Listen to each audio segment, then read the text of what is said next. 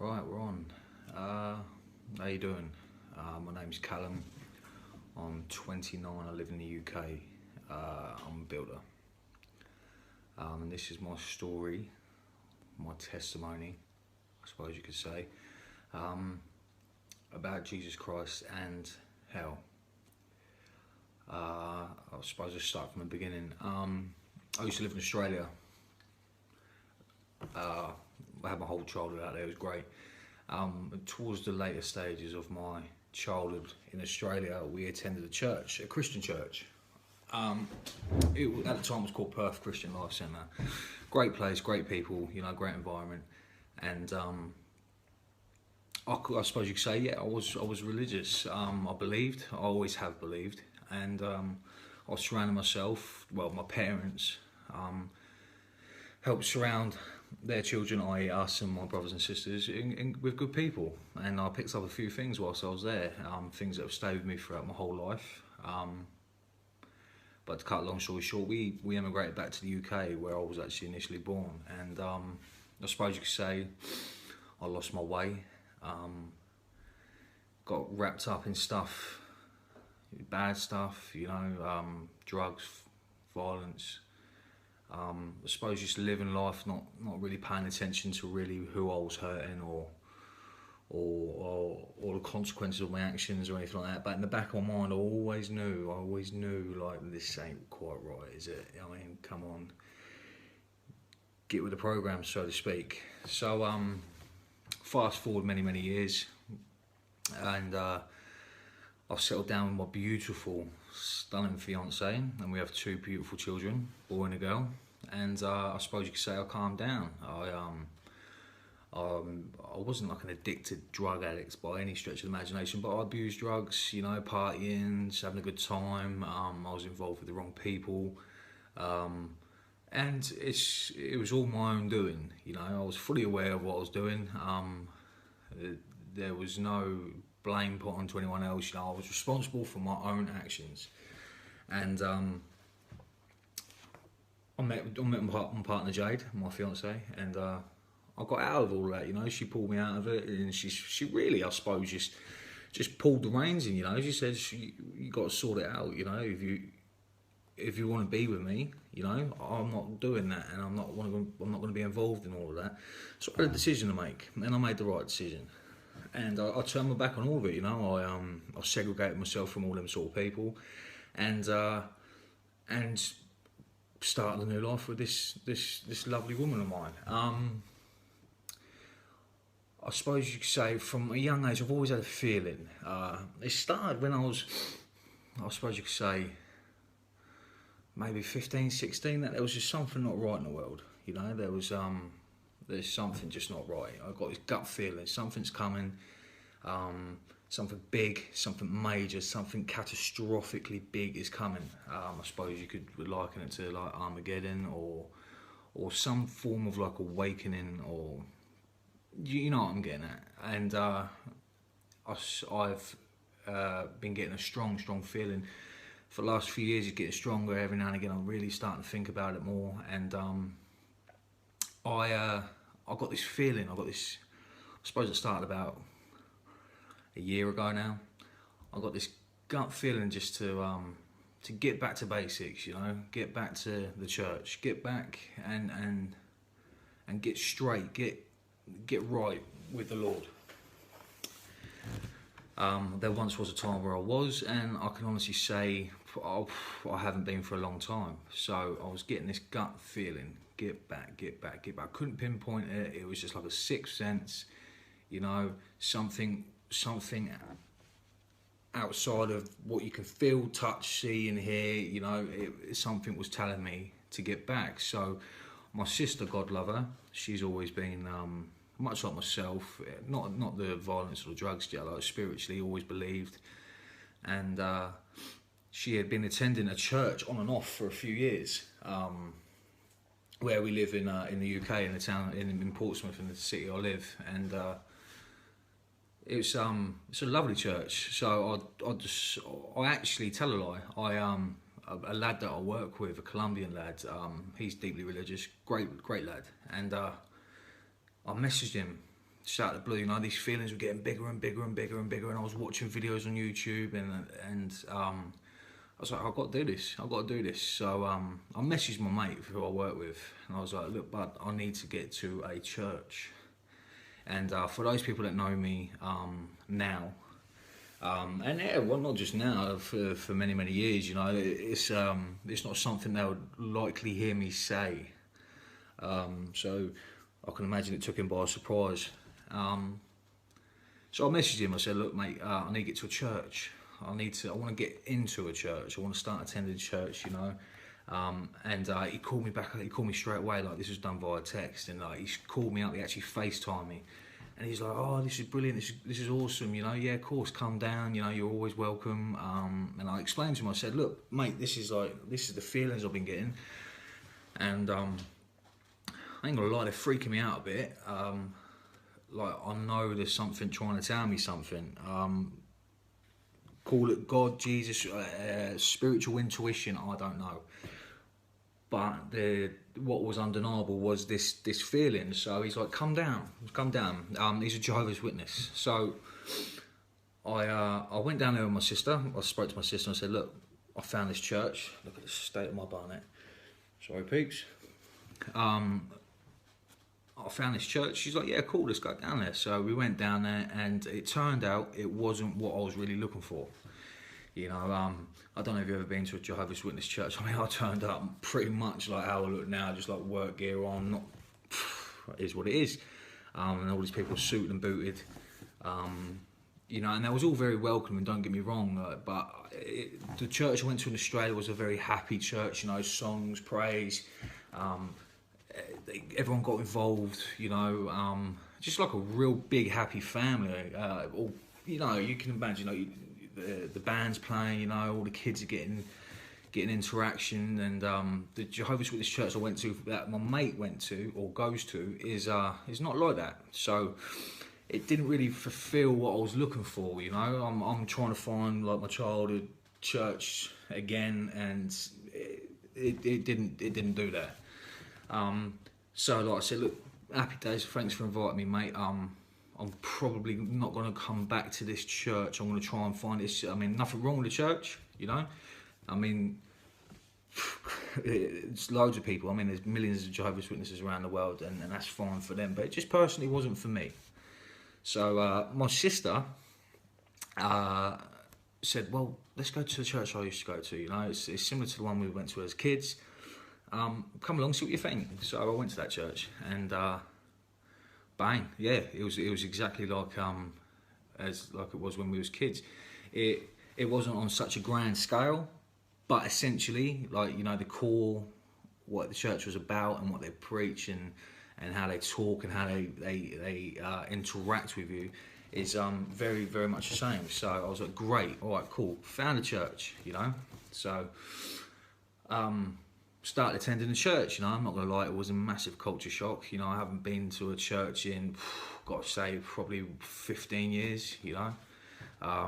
So I walked into the church and everyone was lovely and really friendly, you know, like coming up to me, and that was fine, you know, that was cool. But like when they start singing, it's like bang, hands up in the air, and they're proper passionate about it, you know. And I'm not going to lie, it was like, whoa, culture shock.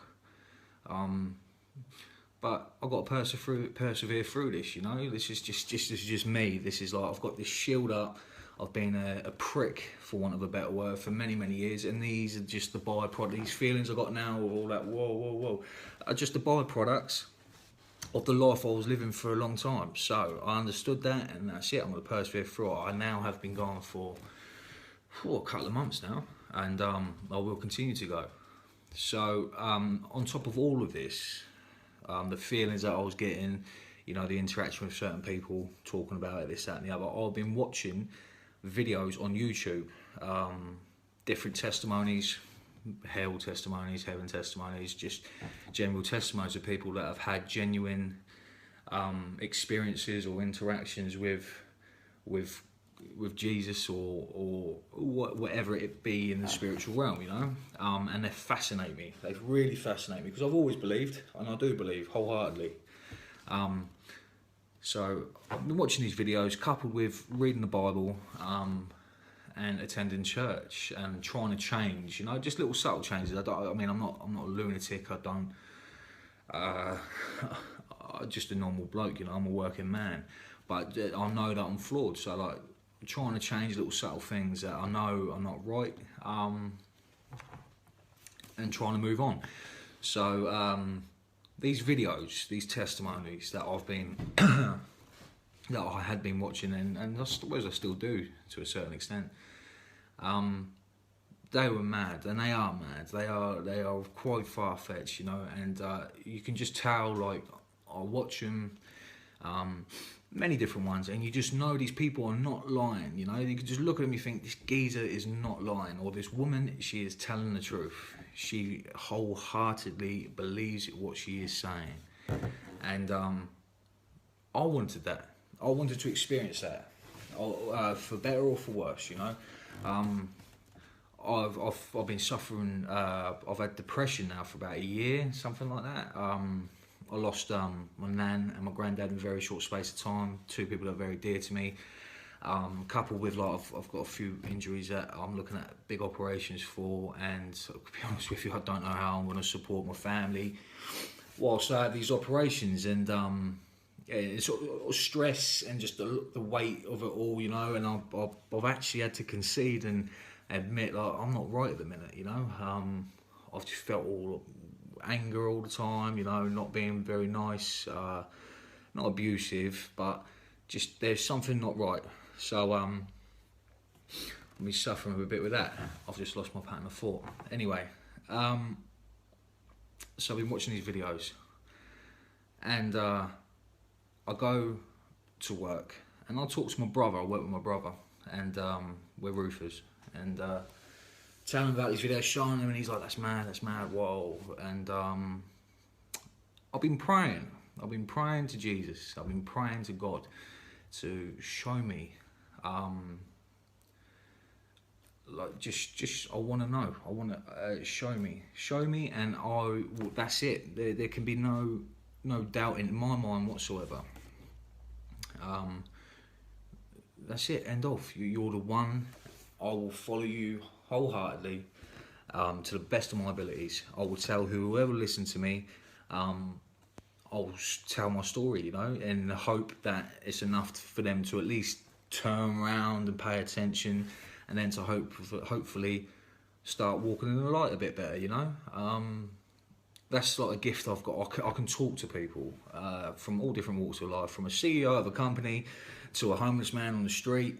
It doesn't matter. I can alter the way I speak. Like, I can just talk to people, you know. Really talk to them, communicate with them, and get their attention, get them to listen to me, and I'll listen to them. So I've been praying. I've been asking.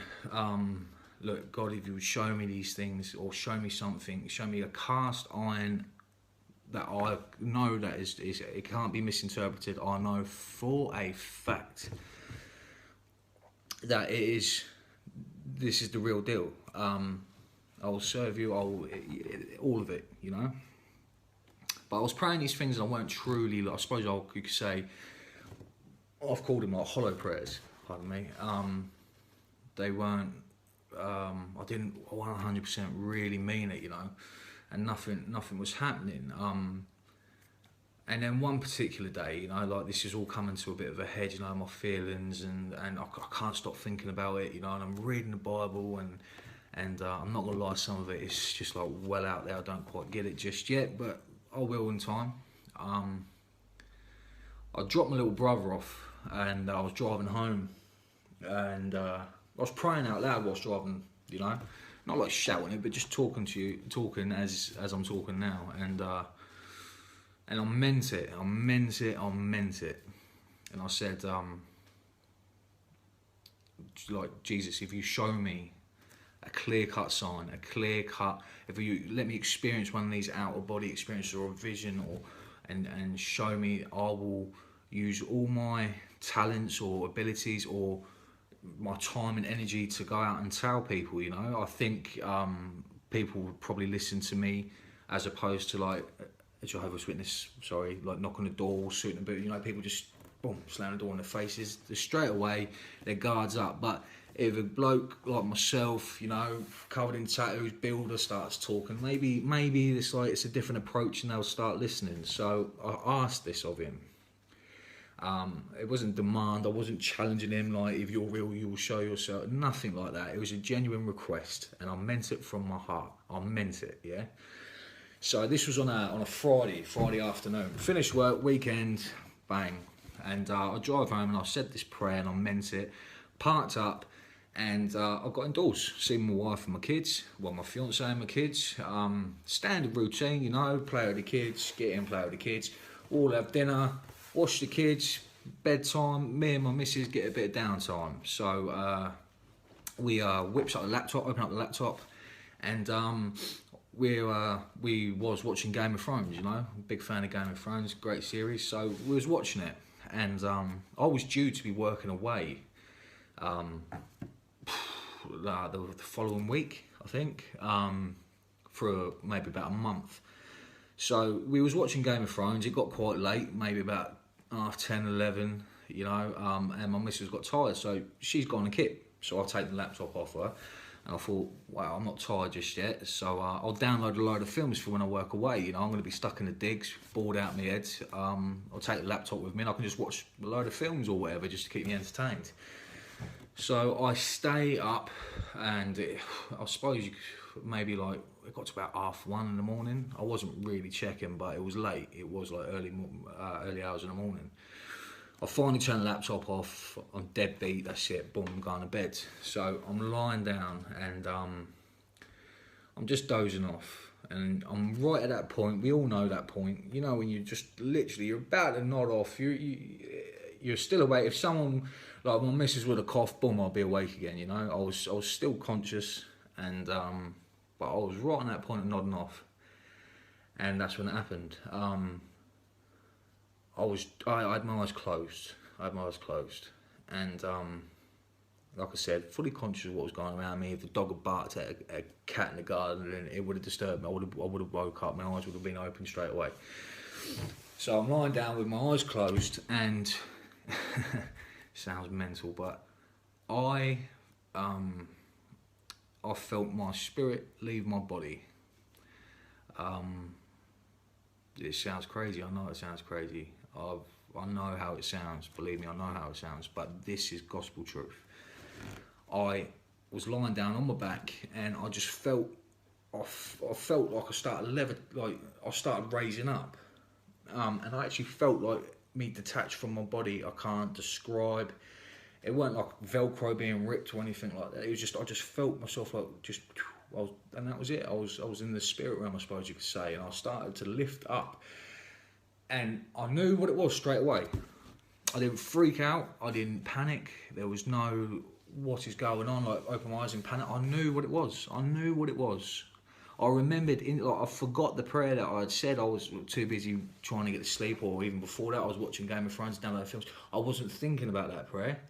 But as soon as I left my body, bang, I knew what it was. And I said, I went, you're real. You want to show me something now. Where are we going? You know? And I actually said that. And I lifted up, and I did sort of very, very, very slow 360. And as I come back round to my initial position, I looked down and I could see my missus asleep. And she was rolled over to her left side, facing the other way. And she was out cold. And I actually looked at her from perhaps maybe 4 feet above my bed. I was floating above my bed. It was real. I'm telling you now, it was real. You know, oh, it's a dream. It's a dream. No, I've had dreams. I'm a grown man. I know what a dream is. Even a very lucid dream. You wake up after a very quite intense dream, and like even like 5 minutes, like whoa. But you know it's a dream. This was real. I left my body, okay? So I've said to him, like, I was happy. I was just that alone, you know, I was ecstatic. I've just got confirmation, like guaranteed, I know in my being of beings, my heart of hearts, that it is real. That is like I've just won the lottery, the Powerball. I've just won the $1 billion question. And I said to him, I went, where are we going? Where are you taking me? It can only be two things, can't it? Like, you can either be good or it can even be bad. Unfortunately for me, it was bad. It was bad. I went to three different places. Well, he took me to three different places, and they were all bad. So I started to, after I raised up out my body and I was like in a stationary position, maybe 4 or 5 feet above my mattress, bang, we just started flying through space time, like this realm, whatever it is, I don't know. But we was going, and I cannot tell you how fast we was going. We was flying through the air so fast. I could feel I had all my senses. I could feel the G-force of just the sheer acceleration of wherever it was we was going. It was blue light. All I could see was just blue light coming towards me. And I mean, like, we was going so fast. I mean, if I had to give you an example in like this realm, like I could imagine us if I was able to go that speed in the real world. Like, I live in the UK, Portsmouth on the south coast. Yeah, I could get from here to like Australia in 10 seconds. Like that. I mean, we was gone, and I mean we was gone, and I could feel this sheer acceleration. And just this blue light, like, it was just hitting my face, and we was flying. So I'm screaming out, like, not even feel like, what? Like, yeah, this is crazy, this is mad, I'm loving it. And we arrived at this place. I instantly knew it was bad.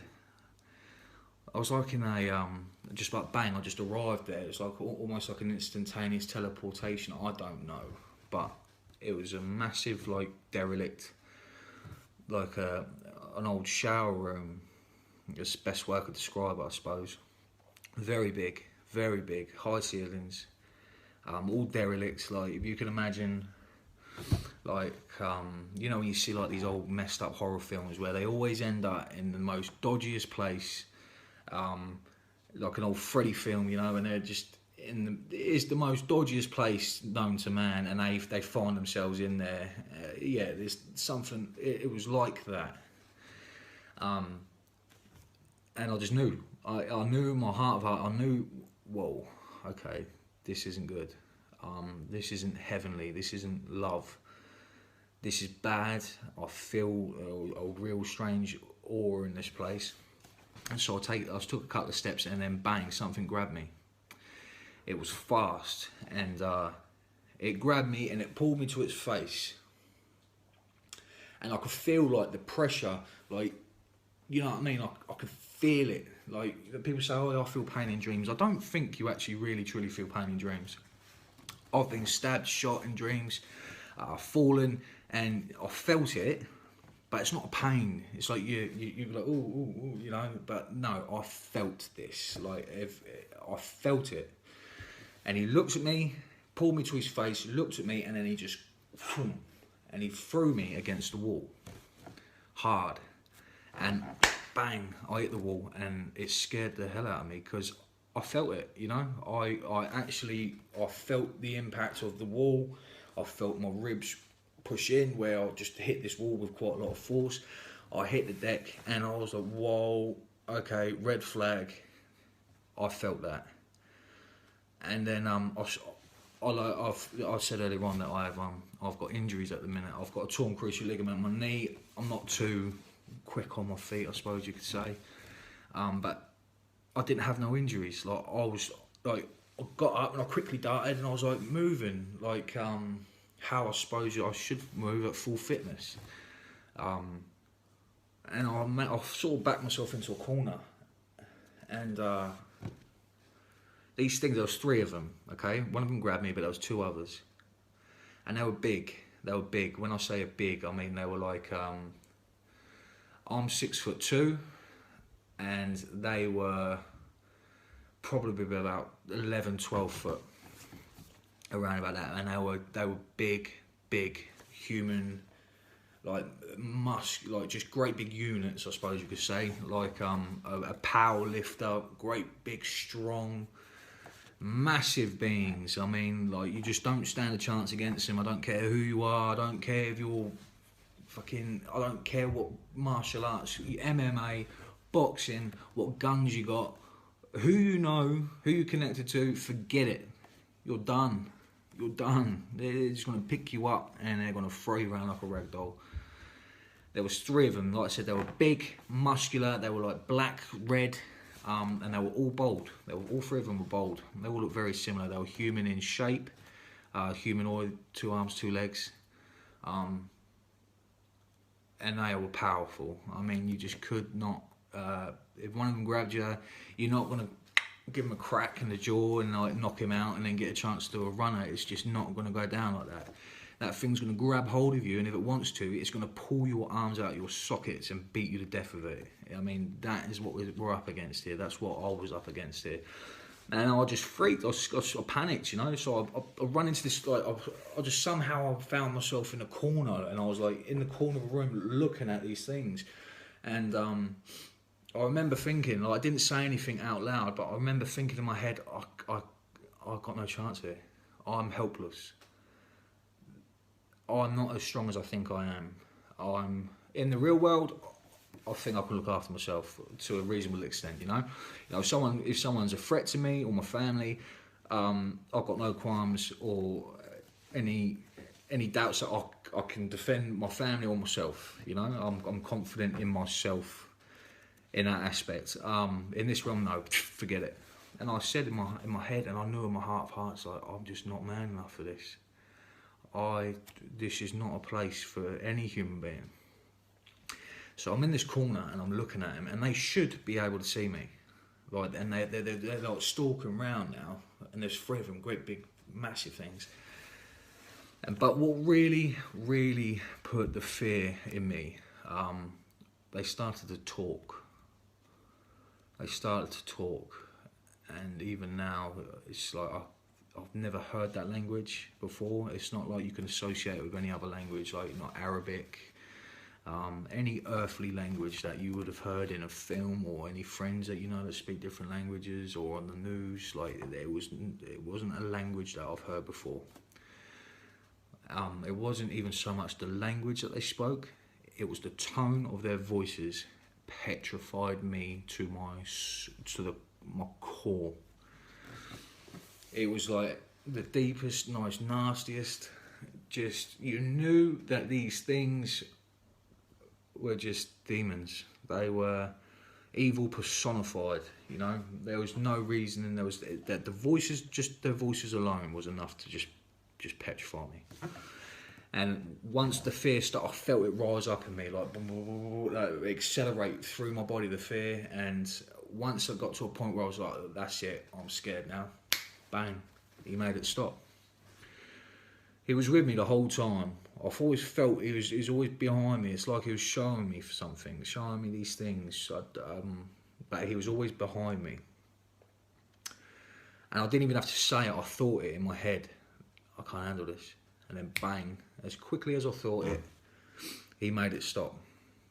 It's like he knew my threshold. He knew, he could hear what I was saying, and it was like a father standing over his child, and like there's an insect or a spider, and the kid's screaming, the kid's scared, but the parents are laughing, like, don't worry, it's only a little spider, you know. And the spider gets closer to the kid really starts freaking out, and then the loving, doting parent picks his child up and says, come on, don't be silly, it's just a little spider. That's the sort of feel I got. And then as quickly as that happened, bang, we was travelling again, like that same acceleration I said before, like the blue light. We was flying through space, time, whatever it was. Travelling in between. I don't know. There was no buildings. It was just blue light, and it was. Forget Mach 1, 2, 3, 4. I was like Mach 400. It was gone, just gone. And we arrived at the second place. Now the second place, I've not really got too much memory of it. I don't know why. I was just in the air. I was in the air, like, and it was all black. It was just like a black as night, you know. and I was just levitating, not moving around. I was just in one position in the air, and there was these flying winged creatures, evil looking things. And that's really all I remember of the second place. You know, I don't remember being scared, or thinking what I thought the first time around in the first place. None of that. I don't know why I don't remember the second place. I just don't. That's just all I remember. It was these winged things. They were demonic looking, torn up wings. How you would typically imagine a winged demon. It's probably not too far from how it looked. So then we left that place, and we went to the third and last place. Again, we left the second place, bang, flying at God knows how fast, blue light again, and I arrived at the third place. And the third place I got to, I was like right up in the air, atmosphere, sky, whatever, and I was looking down on this mountain. Now it was like Mount Everest. You've seen pictures of Mount Everest, and everyone knows how just unbelievably high this mountain is. I was higher than that, looking down. Like there's the mountain. Like, sorry about the hands. There you go. There's the mountain. Yeah, Mount Everest. And I'm like up here, and I'm just slowly. And he's behind me the whole time. All three places, I could feel him. He's behind me the whole time. And I'm just coming closer to this mountain. And this mountain, obviously, I mean, that doesn't do it any justice. It's a mountain, a massive, great big mountain. And as I get closer to this mountain, I'm sort of like coming in on it, ever so softly, you know, no acceleration, no jolting, just a very gentle coming into it. The face of the mountain, it starts coming into focus. I'm starting to see like the contours of the mountain, etc., etc. And I saw this winged demon. Oh, it is a demon. I'm just going to say it was a demon. I don't care what nothing. This thing was a demon. It was huge, and when I say huge, not like I said the three demons in the first one were huge, like 11, 12 foot. No, this thing was huge, like 10, 11, 12 stories tall. Like it was massive. And I didn't see, what happened was I was coming closer to it, and as all these contours started coming to focus, I see like this thing go vroom on the mountain. It was its wings. It was this thing's wings, and it just knew like where I was, because it did this, yeah, and this scared the hell out of me. I see the wings move, and I just sort of like it starts to move on the mountain, like as if it was just woken up, you know. It's like stretching, and I'm like, oh my good God, what is that? And it did this, yeah, sorry about the acting, but it did this. Bearing in mind, I'm right up here, and it's done its stretch, and it's just gone bang, and it just looked straight in my eyes. Like it didn't have to search the sky for me. He knew exactly where I was. He knew it was me, he knew where I was, and he was not messing around. He just turned around like the most evil, demonic face. The wingspan was huge. It was huge, like that of a jumbo jet, you know. They were massive. And as he's turned around and just looked straight at me, he weren't smiling, he weren't grimacing, he was just looked at me. He had like I couldn't tell if they were like, he had whopping great big ears or it was whopping great big horns. But he was demonic, guys, like I'm not joking. And as quickly as he's looked at me, he just swiped me out of the air like I was a wasp. Just went smack and knocked me out of the air. And I've hit the ground with some considerable force. And it hurt. It hurt, properly hurt. Like I didn't think I was going to be able to get up. I thought I broke bones. I know you think, well, Cal, you're not in your body. You're in a spirit form. How could you break bones? But believe me, I felt like I was in too much pain to get up. It hurt, and I was again scared, people, like proper scared. I got up after I don't know how long. I weren't on the ground long, you know what I mean, but I got up, and this place, wherever I was, this place was just death. It had no light. There was no green in it, in the sense like no trees, grass. I looked at the ground and it was just black rock, just death. Nothing lived there. There was no hope. I got the sense of like the place was telling me about itself. You know, I was just stood there. It was the worst place I've been to out of the three by far. And I was just looking around and there was just desolate land.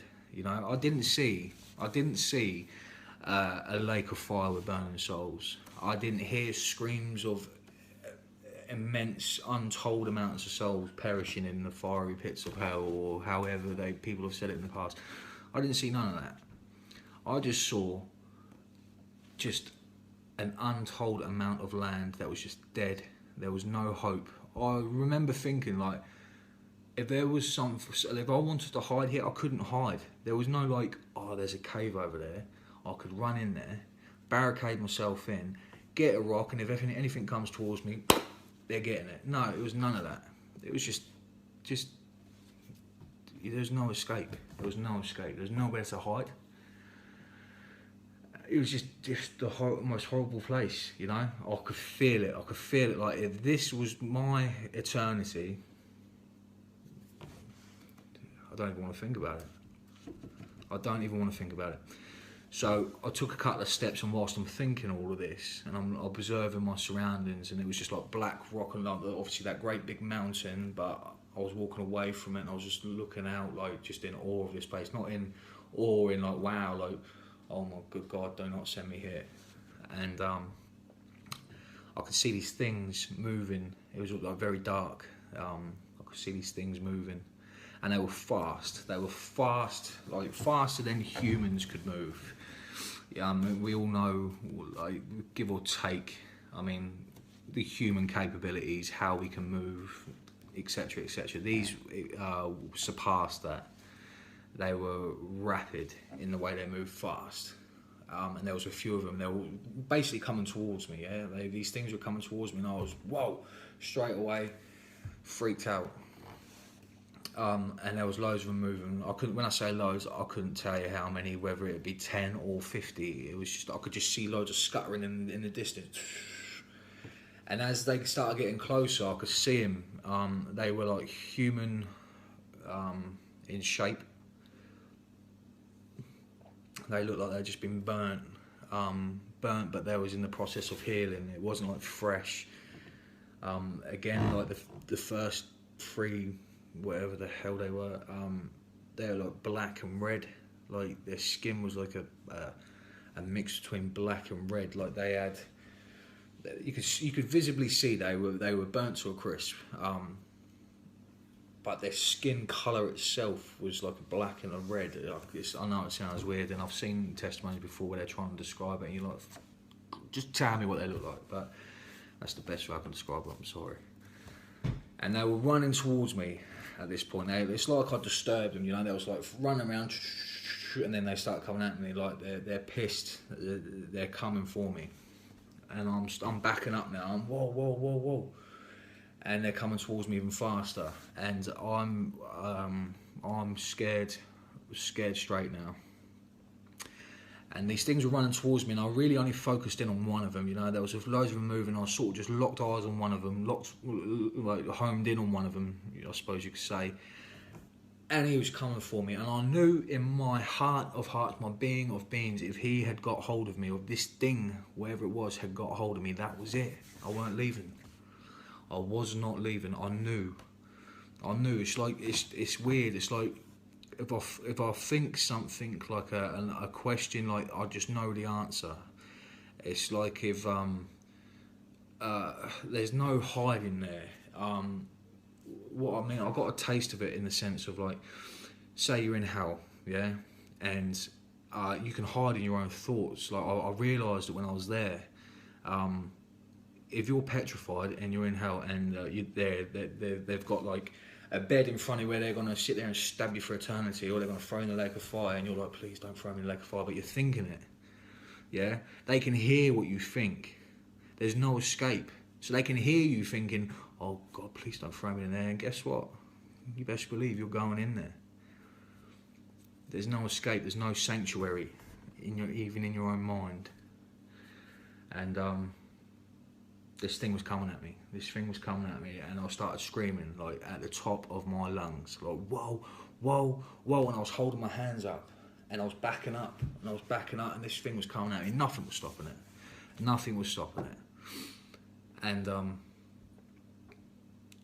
it got to a point where I was like, whoa, whoa, whoa, whoa, whoa, whoa. And I'm screaming it now. And right at the point where it was like, he was 20 metres away, 15 metres away, 10 metres away, you know, and he was like, boom, boom, boom, boom, he's coming at me. At the point where he was probably less than 5 metres away from me, I had my hands up and I screamed at the top of my voice. And I remember thinking, this is mad, I'm going to wake my girlfriend up. I thought she's going to hear me screaming. I remember thinking, please wake me up. Like, really, just wake me up so my spirit goes straight back in my body. I don't know, just get me the hell out of here. So I had my hands up and I was screaming, and it jumped, and it was like, this is it, this is it, this thing is going to have me, boom. And I had my hands up, and at the last minute I just screamed, and I meant it from my heart. I screamed, Jesus, please save me, at the top of my lungs, and I held my hands out like that. As soon as them words left my mouth, like, as soon as save me left my mouth, the most unbelievable light just shot out from, well, initially I thought it come out my hands. I had my hands out like that, and it looked like the light had just come out my hand, but it didn't. He was behind me the whole time, all 3 occasions. He shot this light from behind me, the Holy Spirit, the light, and it just wiped these things out. These beings, these creatures that were so unbelievably powerful, so merciless. He just blew them away with light like it was nothing. I saw how powerful he was. He didn't get up, give him a cry. No, none of that. He just blew him away with light. With light. These things would be able to withstand any attack that the human race could give it to them. There's no human in this world that could fight them physically. There's no weapon that could destroy them. I mean, these things are unkillable. They're demons in hell. And he destroyed them with light. And, pardon me, what really made me realise is, like, at my most vulnerable, at my most, like, there's a difference between, like, I've been in fights, I've been in some precarious situations where I've been a bit scared, yeah. I've feared for my safety, I've feared for my life. If you've ever feared for your very soul, that's a whole different ball game. And I'm not playing. None of this is bullshit. I've got nothing to lose. Well, it is what it is. I feared for my soul, and at that very point where I just gave up all hope and I had nothing else in me, who did I scream for? I screamed out for Jesus. And that stuck with me, you know? And he saved me. He saved me 100%. It's like the other times, the first time, I can't really say about the second time, because like I said, it's a bit vague, but the first time, once I thought, whoa, too much, bang, he made it stop. But the third time, them things, I knew their intentions, and as soon as I called out for him, Jesus saved me, I meant it in my heart, I meant it. Bang, he saved me. And as quickly as that happened, I just felt that levitating feeling I felt when I first left my body. I was just floating, and I was like just floating wherever I was floating, and I had my eyes closed. And I started to feel myself like just slowly come down, and I knew the same way I knew as soon as I left my body. I remembered the prayer, I remembered it, and I knew what it was. I knew it was over as soon as I started levitating and I started to come back down. I just knew that was it. This journey, this whatever it is he wanted to show me, is now over. And I didn't want it to be. As much as I was scared, as much as like 10 seconds before that, I was like the fear was so paralysing.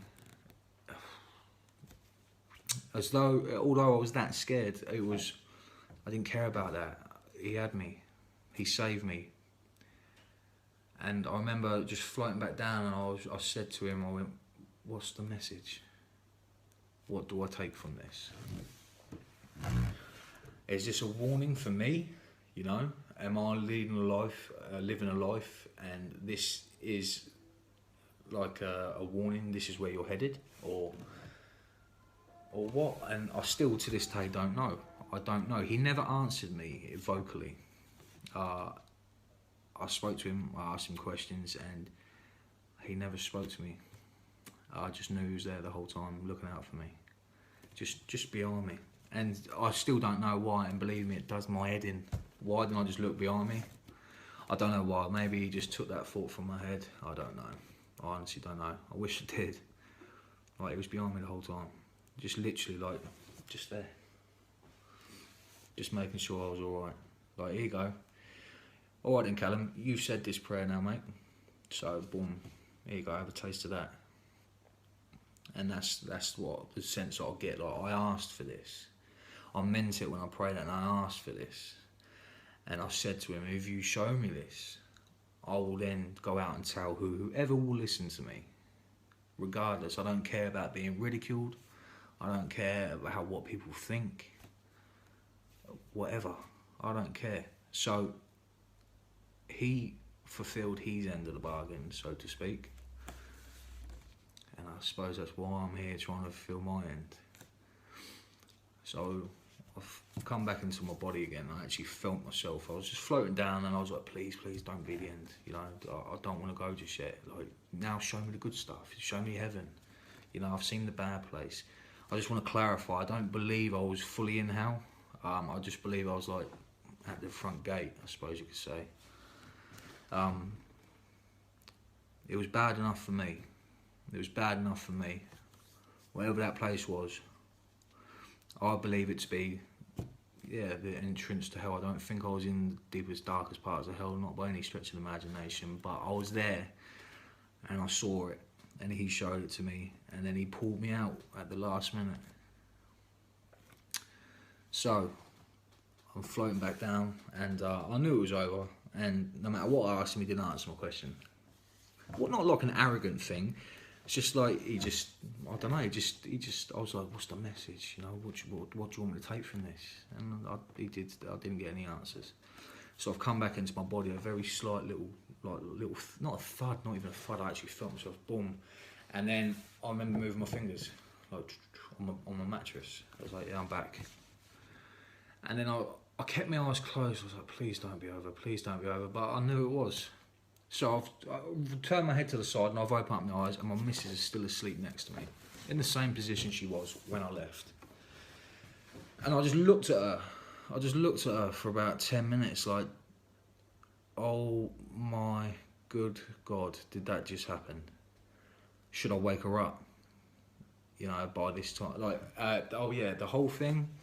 I didn't check times when it happened, and when I got back I was just in like a state of shock. But if I had to put a time frame on the whole thing, I'd say like 10 minutes, like literally like 10 minutes. Like, it felt like when I come out and come back down, I'm fully conscious the whole way through. If I had to put a time frame on it, it felt like I was only gone about 10 minutes. So I'm looking at my missus thinking, oh, my good God, what was that? I know what that was, but like, what was that?